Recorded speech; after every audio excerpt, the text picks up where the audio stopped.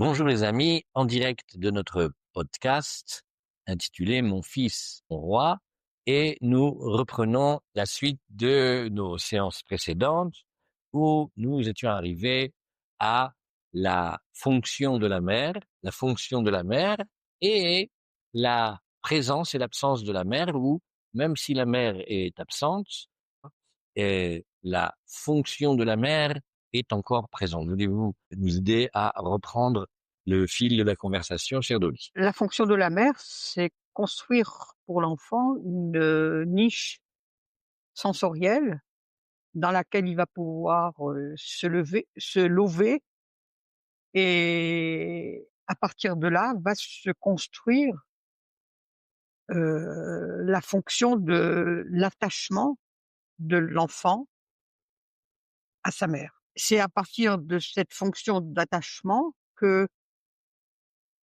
l'enfant qui va durer, généralement à peu près 1000 jours, c'est-à-dire 3 ans, hein. Pendant les 3 premières années, un enfant qui vit cette fonction, cette niche sensorielle sécurisante, gardera cette expérience d'un monde sécure toute sa vie et quel que soit ce qui va se passer dans sa vie, parce que dans la vie, il se passe toujours quelque chose, il aura à l'intérieur de lui cette expérience qu'il existe une niche sensorielle sécurisante qui va l'envelopper. Vous nous avez dit tout à l'heure, hors antenne, et le phénomène de la dépression du nourrisson, et vous nous avez dit à combien c'était important que l'enfant se sente, on dit, au niveau de ses sens, aidé, protégé, comment vous avez Mmh. dit, vous avez dit l'importance de cette période-là. Un enfant qui n'a pas cette niche sécurisante, ces 3 premières années, c'est les 1000 premiers jours de la vie, ça fait à peu près les 3 premières années, va développer un attachement qui va être, j'ai envie de dire cassé, qui va être rompu, et cetera. Et si vous voulez, toute sa vie, ses premières expériences vont être une, référence à l'intérieur de lui et cela se traduira dans sa vie, non pas comme une vie sécure, tranquille, dans laquelle la créativité et le projet est possible, mais une vie, chaotique dans laquelle, agressivité et violence vont s'exercer. Je pense que c'est pour ça que ces 3 premières années sont fondamentales dans le développement d'un enfant. Mmh. 3 premières années, ça veut dire jusqu'au moment où il peut parler, c'est-à-dire mettre des mots sur son vécu. Vous nous aviez parlé la dernière fois de la présence et de l'absence de la mère, et vous nous avez dit, quand on avait parlé de l'âge de l'éducation d'Asuka étant quand le petit se réveille la nuit et il est capable d'appeler Ima, d'appeler sa mère, d'appeler maman, d'attendre, de voir si elle vient ou pas, et seulement après de la rappeler. À l'intérieur de ce cadre-là, vous aviez parlé de la présence de la mère qui, même quand elle n'est plus là, hein, elle continue à être là. Ça, c'était le sujet qu'on avait évoqué. C'est ça la niche sécurisante, c'est-à-dire qu'il a introverti à l'intérieur de lui, il a acquis ce sentiment qu'il y a une sécurité première à l'intérieur de lui et lui, ça va lui donner l'expérience que dans la vie, je peux me débrouiller puisque je suis capable, j'ai ça à l'intérieur de moi. D'accord. Donc il porte la présence de J'ai sa sa mère, mère à même si elle n'est l'intérieur pas de là. lui, même si elle est pas là. Et alors maintenant, et vous nous aviez dit aussi quelque chose que j'aurais bien aimé reprendre avec vous. La présence de oui, Vous vous rappelez qu'on avait vu dans notre échange, nous parlons de Bathsheba qui vient et qui va réveiller son fils alors qu'il doit ouvrir le Beth Amikdash, il vient de se marier avec la fille de Pharaon, et elle vient, elle va entrer, elle va le bousculer, elle va s'ingérer dans sa vie, elle va lui parler. Maintenant, lorsque elle vient et qu'elle est de cette manière-là, s'était posé la question, parce que vous nous dites que la Torah de la mère elle passe d'une manière particulière, elle ressemble pas à la Torah du père. Maintenant, chez nous, de la Torah, on parle d'écouter le moussard de son père, mais on parle de ne pas se détacher, de ne pas abandonner la Torah, altitosh Torah timecha, la Torah de ta mère. Et vous nous aviez dit que la Torah de la mère, elle était non pas comme un enseignement, mais plutôt comme un vécu. On peut un peu reprendre ce point? La Torah de la mère est un vécu parce elle est transmise, j'ai envie de dire, dans le quotidien de l'enfant, dans l'expérience, journalière de l'enfant. Oui, la dernière fois, vous avez parlé de Havaya, influence, C'est oui. un vécu. Par là, la mère va apprendre, mais c'est pas un apprentissage cognitif. Tu fais ça et il va pas demander d'explication d'ailleurs, hein. Mmh. Il fait ça parce que maman a dit. Mmh. Alors, Ah, j'aimerais qu'on rebondisse cette fois-ci sur un enseignement qui correspond au jour que nous vivons aujourd'hui, là, en ce jour de Yom Ha'atzmaut. Il y a un midrash assez secret qui dit sur la vie de Moshe Rabbeinu. Moshe Rabbeinu, il a été un enfant qui a été abandonné par sa mère à cause du mmh. décret, l'infâme décret des Égyptiens. Et finalement, ben, on dit, écoute, on va lui préparer comme une niche, comme un berceau, on va le jeter dans le Nil. Il se trouve qu'il va être récupéré et adopté par Bithia, et même la fille adoptive du pharaon, qui lui-même a décrété le décret de mort sur les enfants juifs, sur les garçons. Maintenant, le Midrash dit que Moshe Rabbeinu, il avait un rapport à l'allaitement très spécial. Il a refusé systématiquement toutes les nourrices égyptiennes jusqu'à ce que ça inquiète Bithia. Voilà. Elles ont décidé de d'aller chercher la mère. Donc finalement, ils ont retrouvé la mère de Moshe Rabbeinu et la mère de Moshe Rabbeinu, elle a allaité Moshe Rabbeinu. Maintenant, le Midrash dit que, en fait, elle était surveillée, elle ne pouvait pas parler à Moshe Rabbeinu, pas mettre une juive pour parler à un enfant juif. Alors qu'est-ce qu'on a fait? Elle lui chantait des berceuses. Maintenant, dans la chanson qu'elle avait chanté des berceuses, elle lui chantait des chansons qui parlent des 12 tribus d'Israël et de la place que chacun aura en Eretz Israël. Ça veut dire qu'il a entendu, en tétant le lait de sa mère, la place que les enfants d'Israël auront en Eretz Israël, chacun selon son domaine, son endroit et son territoire.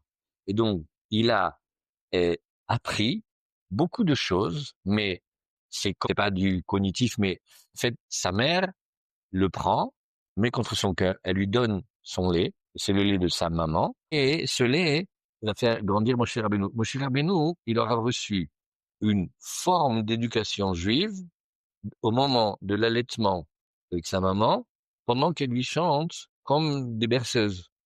Donc c'est ça que vous voulez dire un peu quand vous parlez que c'est une expérience sensorielle et que c'est pas cognitif, ça parle, ça me fait un peu penser à ça. Vous voyez, un enfant qui finalement, alors qu'il a été abandonné, Hachem a fait ces miracles incroyables que finalement il est, oui, avec sa mère en situation spéciale, mais en fait il reçoit d'elle.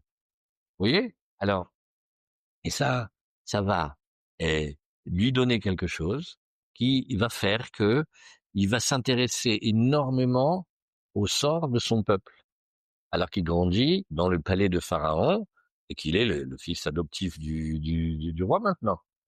Et mais il a quelque chose il sait qu'il y a un projet. Il est enfant, il est bébé. Vous avez parlé tout à l'heure des 1000 jours. Chez nous, on dit que un enfant, une maman, elle s'occupe de lui, elle l'allait au moins pendant 2 ans. C'est tout pour que il ait au moins 2 ans d'allaitement et ça peut continuer des fois Mmh. 3 ans ou jusqu'à 5 ans. Donc cette construction-là, vous me dites, ça passe par une expérience sensorielle. Vous avez parlé de qui va se lever, qu'il est dans un environnement sécure. Et au travers de ça, il passe un enseignement plus profond. Quand on nous dit donc maintenant, ne te détache pas de l'enseignement de ta mère, ça parle depuis le début.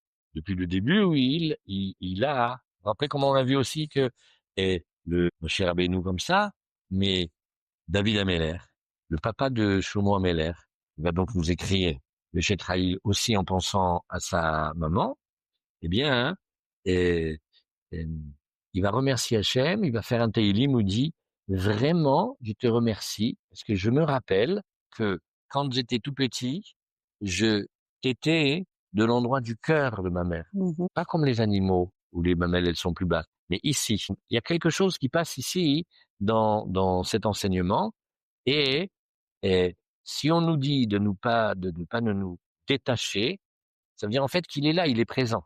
Donc ça veut même quand elle est pas là, il est là. Il y a quelque chose qui s'appelle la Torah de la mer et là, la Torah de la mer, elle passe par quelque chose. Alors, si Bathsheba, elle vient et elle parle au roi Salomon, regardez quand même, venez, on reprend ensemble ce développement-là. Elle vient et elle lui dit: «Bravo ce que tu fais, hein, avec la fille du pharaon, là, alors que normalement aujourd'hui tu dois nous ouvrir le temple, c'est l'inauguration du temple. Elle t'a tourné la tête, elle t'a fait ses sorcelleries et t'as jamais raté le matin et voilà, aujourd'hui tu rates le matin parce que tu crois que c'est la nuit». Elle elle te elle te manipule, elle est pas bien pour toi. Il y a l'histoire d'une mère qui vient et qui dit à son fils: «Écoute, celle que tu as choisie, je suis pas pour, hein». La vraie mère juive, quoi. Elle se mêle et elle lui dit ça. Et qu'est-ce qu'elle lui dit? Elle lui dit: «Regarde, si on reprend maintenant, on analyse nos 3 points sur lesquels on travaille depuis quelques séances, mais finalement», elle lui dit: «Eh ben voilà, tu sais ce qu'ils vont dire les gens? Ils vont dire: "Bah, son père, il était sadique, son père, c'est David Ameller. Si ça vient là, une catastrophe pareille, c'est bien sûr à cause de sa mère". Donc en fait, tu me remets en question, moi. Tu vois tout ce qu'on a dit, la présence de la mère, de tout ça, à part ça, deuxième chose, dis-moi, tu sais que moi combien j'ai souffert, combien on a été humilié avec ton père et tu sais combien je me suis investi. Tu sais que pendant ta grossesse, j'ai continué à avoir des rapports avec ton père, même si d'habitude, dès que la femme elle est enceinte, les rois, ils n'avaient plus l'habitude de s'approcher. Ben, j'ai fait parce que je voulais te faire sortir, vigoureux et fort et plein de vie et aussi, tu sais combien moi j'ai prié pour toi? J'ai prié que Hachem me donne un roi qui s'occupe du clan Israël, pas un roi qui se prélasse et qui alors? Elle est en train de lui parler de choses qui remontent non seulement à la toute petite enfance, mais même avant. Avant la conception. Mais il y a quelque chose de la Torah de la mère qui parle pas du tout comme il va apprendre avec son père quand il a déjà du da'at, mais en fait, elle lui raconte même son propre vécu, hein.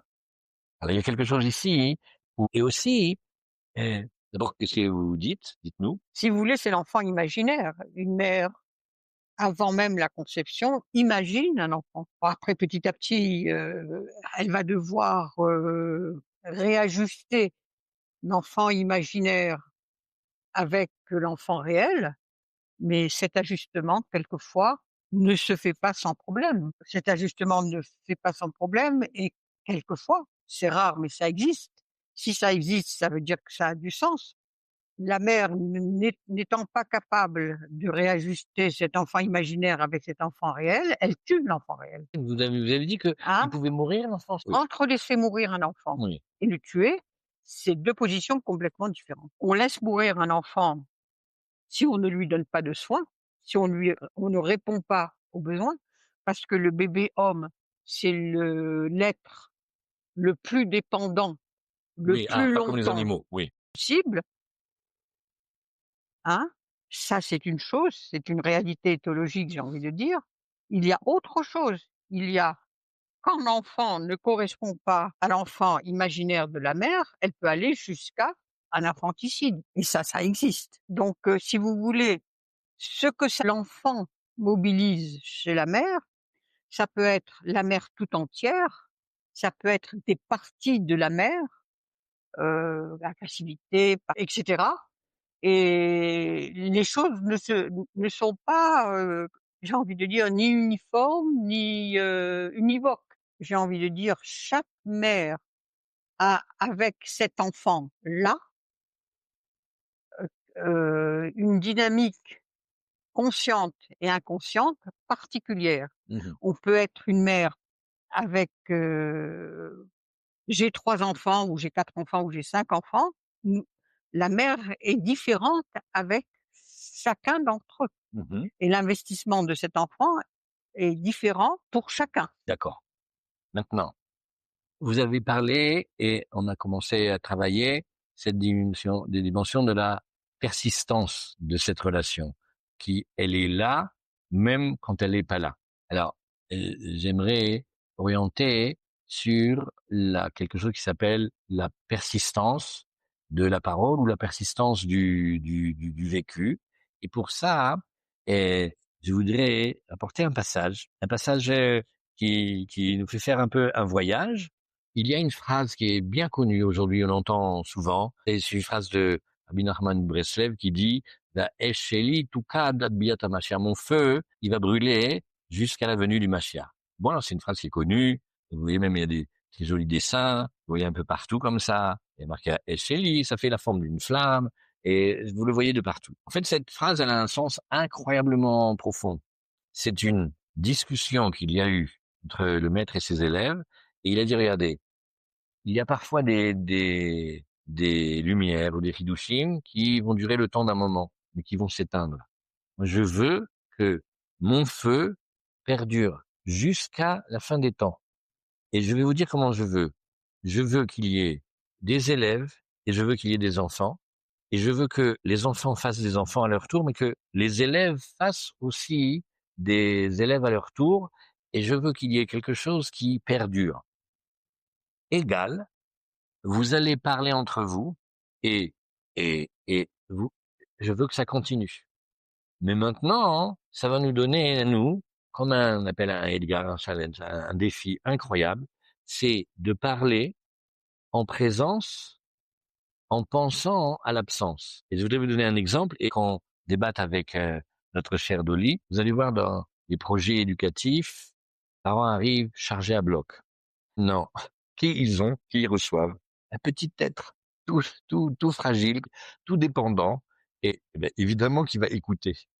Parce que il ne sait pas faire autre chose. Quand il va grandir et que la, le- l'image de la mère ou du père n'est plus là, vous allez voir que il va faire un autre chemin, il va partir dans son chemin à lui. Maintenant, comment faire que la parole, si c'est la parole du père ou le vécu de la mère ou ce que vous nous avez expliqué sur cette niche sensorielle et cette présence-là, cette relation-là, comment fait-on pour qu'elle dure? Alors vous nous dites, ce qui se passe s'il y a un dysfonctionnement. Il peut y avoir une mère qui fonctionne pas. Ça peut aller même très loin, une catastrophe. Mais disons maintenant, on regarde le côté où elle fonctionne. Comment il va y avoir quelque chose qui, alors qu'il est dans l'absence, il continue à exister? Comment on ferait? Dites-nous. Et parce que, quels que soient les choix que l'enfant va faire, il va les faire en référence à son père et à sa mère. Ils peuvent les faire dans la continuité, ils peuvent les faire contre, ils peuvent les faire différemment, mais ça sera pour lui la référence. Terme de référence. Bien sûr, Mais je veux que vous nous disiez comment vous abordez dans l'absence. Montrez-moi où il y a une présence. Alors vous nous dites oui, ben d'abord c'est un système référentiel. C'est-à-dire qu'en fait son référent c'est ça, donc bah il oui. revient en permanence. Et s'il y avait encore plus, s'il y avait quelque chose qui traverse et parce que c'est une expérience, c'est un vécu qui va passer d'accord pour la référence, plaisir on en parle, tant que vous voulez. Est-ce qu'il n'y a pas plus? Est-ce qu'il n'y a pas quelque chose qui est la manière dont on le transmet, elle permet à son tour une transmission? Si vous voulez, dans la parole des parents, en fait, ce qui va être transmis, c'est toute une manière d'être au monde et Voilà, comment on regarde le monde, exact. Voilà. J'en attendais pas mieux de hein. C'est ça qui va être transmis à l'enfant. Suivant les parents qu'il a, il verra le monde, heu, d'une manière ou d'une autre. Ensuite, lui va apporter à ce monde des modifications. venez, on se concentre sur la mère. Comment la mère, elle transmet son regard sur le monde? Par exemple, une mère qui dit à son enfant: «Écoute, un truc, très d'actualité, tu ne feras jamais confiance à un musulman». Parole. Cet enfant-là, il va vivre cette parole et dans ces rencontres qu'il fera avec les musulmans, cette parole-là va agir sur lui. Elle va construire toute la relation qu'il aura avec les musulmans. Et si c'était pas une parole, si c'était comme tout à l'heure, vous disiez que la mère, elle transmet avant même la parole? Alors, ce que la mère va transmettre avant la parole, moi, ce que je dis, c'est que cette niche sensorielle dans lequel l'enfant va pouvoir toujours, retourner se réfugier dans sa tête. C'est-à-dire que si vous voulez, ce que la mère transmet à son enfant, c'est qu'il a à l'intérieur de lui quelque chose de sécure, dans lequel il va pouvoir toujours revenir pour être, entre guillemets, sécure. Et Sécure voulait dire confiance. voilà, confiant par On note, rapport au Dolly, les nouveaux mots qu'on apprend, on note. de sécurité, Oui. hein, c'est ça que la mère va lui apprendre. Ensuite, il va y avoir des paroles qui vont s'ajouter à ça, dans lequel l'enfant va découvrir le réel du monde, mais ça passe par comment ses parents vivent le monde. Alors, dites-moi maintenant, comment, quand elle vient lui taper le matin à la porte pour lui dire: «Allô, tu ouvres la porte, on t'attend pour ouvrir le temple», elle fait référence, d'après notre avancée, à, heu: «Dis-moi, je t'ai montré un monde sécure. Tu peux aller là-bas et trouver la réponse à la question que je te pose». Comment vous lui diriez ça? À l'intérêt de notre exemple. On bouge pas de notre projet initial. Enfin, si on bouge, mais Si vous voulez, quand Batsheva va réveiller Shlomo, son fils, Shlomo Améler, pour, heu, pour, heu, pour ouvrir, pour inaugurer le temple, elle le projette dans un elle le projette dans une histoire non plus individuelle, mais une histoire collective. Ce que ne font pas forcément les mères. C'est ça la particularité de Batsheva. Elle projette c'est pour ça que tout son à l'heure, fils oui, dans une histoire voilà. collective. Mais quand la maman de Moshe, elle chante en berceuse dans le palais de Pharaon la disposition des 12 tribus en Israël, on lui parle de son peuple. Oui, mais c'est-à-dire que si vous voulez, d'après ce midrash-là, ce que la maman de Moshe lui enseigne, c'est qu'il va y avoir un peuple, c'est pas seulement une bande d'esclaves, et que ce peuple va être, organisé, et que ce peuple va avoir, toute une histoire. C'est ça qu'elle lui dit. Donc si vous voulez, Moshe n'est pas seulement celui qui va faire sortir d'Égypte une bande d'esclaves, c'est celui qui va amener ce peuple jusqu'à la frontière d'Israël dans lequel il va réaliser ce projet. Donc ça veut dire, en fait, quand il dort avec la fille de Pharaon, qu'est-ce qui est en train de se bousiller? Tout ça, pour Sérazac, parce que on avait commencé en disant: «C'est gênant la mère juive, comment elle se mêle sur le choix du "elle ne plaira pas à maman"». Un grand classique. Et ça nous avait bien remué, cette affaire-là. Mais là, elle lui dit: «Il y a une opposition. Si tu pouvais chercher la réponse à la question que je te pose, mais va la chercher il y a longtemps, va la chercher dans les premiers moments. Tu as été conçu et fait et elle était et grandie avec quelque chose que je t'ai transmis. De là, si tu veux, tu as les réponses». C'est ça, Altitosh Mitora Timera, parce que Altitosh Mitora Timera, ça parle d'un abandon. C'est Netisha. quelqu'un qui a, mais il abandonnerait. En fait, c'est quelqu'un qui s'éloigne, c'est quelqu'un qui se perd. Mais il se perd d'un endroit. En fait, on ramène à l'endroit d'où il n'était pas perdu. C'est מעניין מאוד ça. Ça c'est מעניין מאוד מאוד מאוד le côté de, il y a un endroit où toi et moi savons que tu sais. C'est cet endroit, parce que sinon, comment on fait pour que la parole elle perdure? C'est pas ma parole, c'est pas ma vie, c'est pas mon histoire. Alors elle veut ça, ok. Alors comme vous avez dit la dernière fois, et peut-être tu plaques tous tes rêves que t'as pas pu faire sur moi. Hein, on connaît ça. Les enfants, ces générations de gens qui n'ont pas pu vivre ni aisément, ni être libres, ni comme ça, et qui ont créé des générations d'enfants qui devaient réussir dans les études. Mais on vient de ce monde-là. Zéro faute en dictée, c'est un projet. C'est bien. Bien zéro faute, mais est-ce que c'est ça le but? Il y a un retour à quelque chose. Pas qu'elle vienne lui parler maintenant. Maintenant, il a un choix de vie, hein. Il a aussi des calculs, pourquoi il est avec celle-là et qu'est-ce qu'il fait.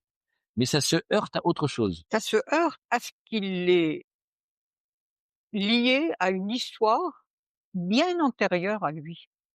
Parce que si vous voulez l'histoire de Moshe et tout ce qui va se faire, la sortie du peuple d'esclaves, le désert et cetera, tout ça, c'est dans un projet. Oui, mais des fois, Dolly, le projet, il est un petit peu écrasant parce que, bon, OK, d'accord, mes ancêtres, ils ont fait ça, mais ça m'intéresse pas. J'ai pas envie d'aller dans ce chemin-là. Eh ben, Ça, c'est ta vie à toi et tu vas pas me plaquer ça. justement, J'irai dans les Shabab-Nikim le choix de la perruque. attendez, Chez nous, c'est la massorette. Ben non, avec une belle perruque. ce qui Alors, caractérise les Israël, c'est qu'ils font partie d'une cherchérette. Ils sont liés les uns avec les autres. Ils traversent le temps. C'est ça Israël.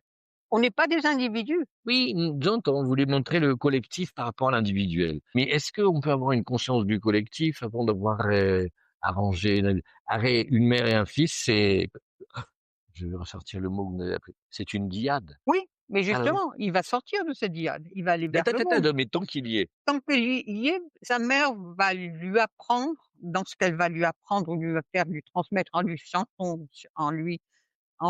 J'entends. chantant ses chansons, hein, Bravo. elle va lui apprendre précisément qu'il fait partie d'une histoire qui a commencé avant elle et qui se continuera après elle. C'est ça qu'elle va lui apprendre. Je voudrais vous parler de quelque chose sur lequel, Bezrat Hachem, la prochaine fois, on va reprendre, on va rebondir, mais il y a, hein, dans le monde de la Torah, et c'est pas seulement qu'on apprend la Torah, mais on apprend la Torah et on enseigne la Torah et on garde la Torah et on fait que la Torah, elle dure.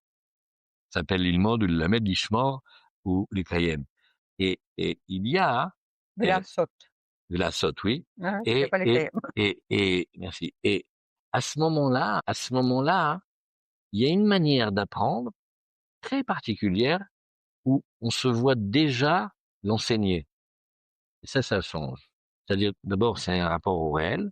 Et deuxièmement, c'est pas une parole qui va s'éteindre parce que on l'a fait déjà perdurer, on l'a fait déjà exister. À la prochaine fois, on va reprendre ce point-là sur les milliards d'expériences et de paroles qu'on a entendues et qui vont nous accompagner. Attendez, elles Oui, vont nous oui, accompagner toute une vie à condition de faire, c'est-à-dire transformer la réalité. d'accord. Ça Voilà, aussi, c'est on en tout. parlera.